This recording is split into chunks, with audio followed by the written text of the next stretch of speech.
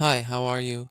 Today we're going to see how to send money from Canada to India using Remitly.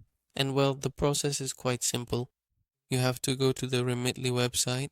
And well, when you get to the site, what you're going to do is go directly to your profile, okay? You obviously have to create your account. And here, we're going to click where our name is and then go to settings. In settings, we're going to click where it says payment methods, and here we're going to add a payment method. Normally, several methods always appear. However, if the card method appears, you need to enter a Visa or MasterCard. After that, here in Remitly, we're going to click and here we'll choose the country. In this case, I chose India. Here, we're going to click on Send Money. And here what we're going to do is enter the amount we want to send, and here we can see how much the person in India will receive.